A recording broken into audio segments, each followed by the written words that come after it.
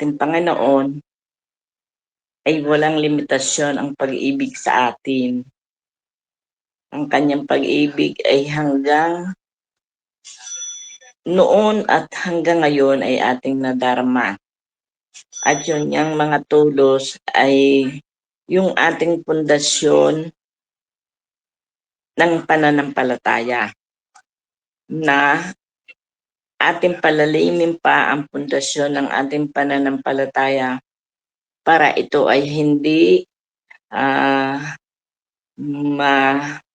umuga o mayanig anumang ating ma-encounter o anumang ating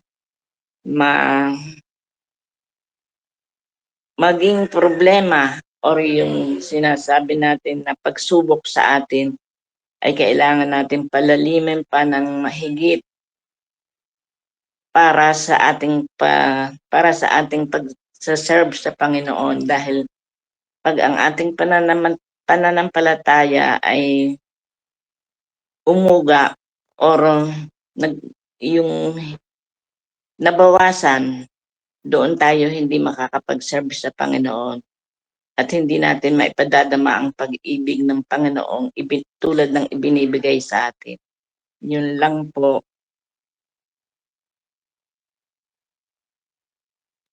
At maraming salamat. Yun lang po ang aking nakuha reflection doon, yung pundasyon at saka yung walang limitasyong pag-ibig ng Diyos.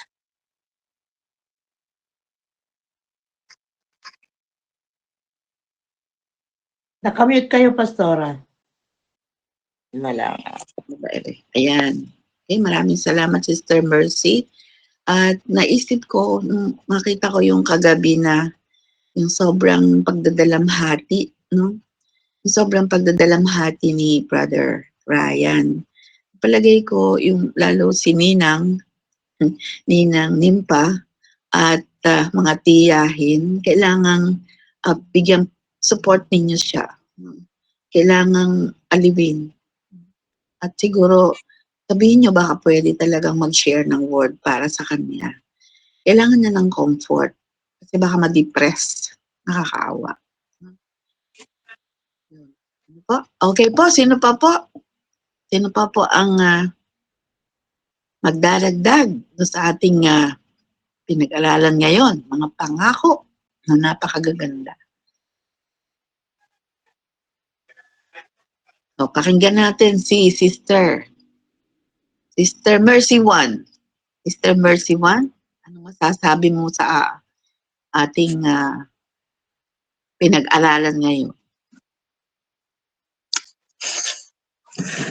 Good morning po sa ating lahat. Tunay nga pong napakabuti ng ating Panginoon dahil ay kada tuwing umaga po ay iba't ibang mensahe na nanggagaling sa mabuting balita ng Panginoon ng ating napapag-aralan. So, kumbaga ay yung mga sobrang ramdam na ramdam ko po hanggang ngayon at hindi pa rin po nawala yung nararamdaman. Alam ko po kung gaano kasakit talaga ang nangyari, ano po.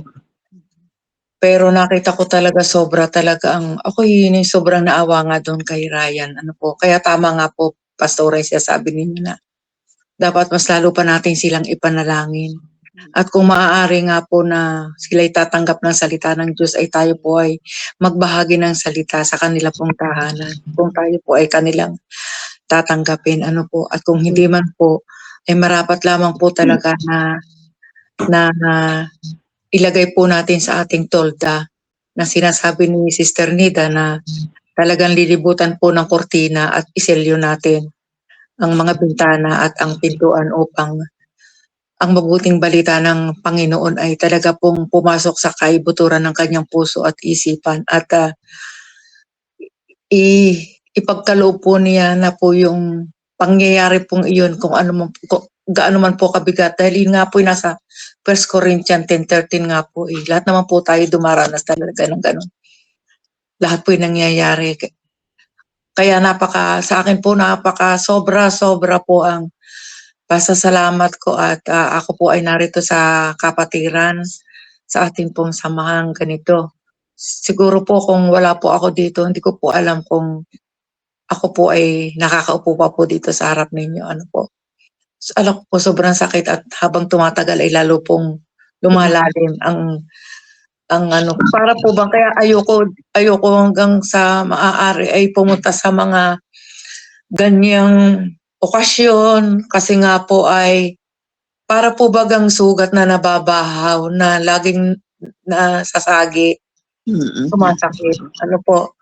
Kaya sana nga po ay magkameron po tayo ng, hindi lang man po sa ganyang okasyon tayo magbahagi ng salita ng Diyos. Sana po ay magkameron din po sa mga masasayang oras, sa mga masasayang okasyon upang hindi naman po puro kalungkutan nga po na pag talagang tayo umaalis sa isang ganung okasyon ay para po bagang habang naglalakad kaming mag-ina ay talagang lumalaglag po ang aming luha.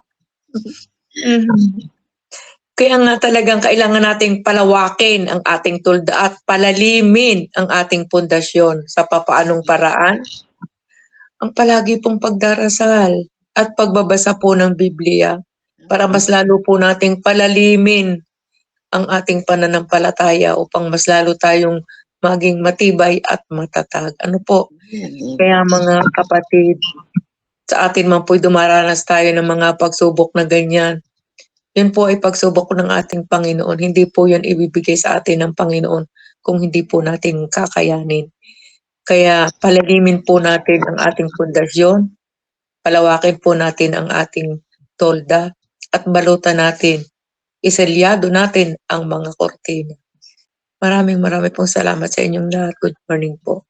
Amen. Puri ng Diyos. Ano po, kitang-kita ko rin kasi katabi ko si Donna habang nag-share yung mga tao doon ay talagang kitang-kita ko yung damang-dama ko yung nadarama niya. No, talagang sariwa pa rin. Ano po? At nakita ko din yung pagkakaiba ng pamilyang Kristiyano at pamilyang hindi Kristiyano. Kasi nung kina Sister Mercy, bagamat nagkakaroon ng pag-iyak, pero nandun yung kagalakan pa rin. So, nakikita natin talagang hindi tayo nagkamali doon sa ating napuntahan. Ano po? At malaking bagay talaga yung kung tayo nakakapagbasa ng Biblia, nakakapag-aral tayo, ano po, at lagi nakakapanalangin. Okay po, so sino pa po bago bumaha ng luha? Okay, sino pa po? Ayan, narito na rin pala Sister Medi 1. Tapos completed na tayo. Okay.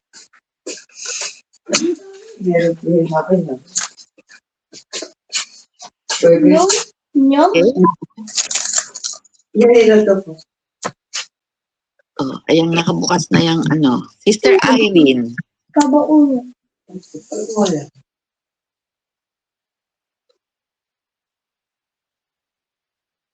Ayun. Okay nga po. Maganda nga po yung mga tinapik ngayon. Rosa, cortina, tali, pangtulos. Yung nga pong isa rin po sa yung yun yung territory. Na ibig sabihin ay kumbaga hindi nga lamang dito sa lugar natin. So, meron niya namang internet na pwedeng magamit natin para mapalawak pa ang nasasakop ng paghahayag ng mga salita ng Diyos. At yun nga, aling sabay noon kung habang lumalawak, habang marami iba't ibang mga paghayong, ganyan. So yung pasensya talaga ay dapat ay kaano noon, kaakibat. Kasi ang mga taong kaharap natin ay iba't ibang klase ng mga pag-uugali at naandun ang kailangang talagang mahaba ang pisi. Sabi nga, mahaba ang pisi. At yung ating pantulos, pwede rin yung pantulos din ay isang boundary eh. Kasi di ba nilalagay yon. Ang pantulos ay may pantusok. may tilos. Ano, di ba? Hindi mo maitutusok yun, wala pantulos kasi tutumba. So, isa nga rin yun, isang pundasyon ay ang pananampalataya, pananalig sa Diyos.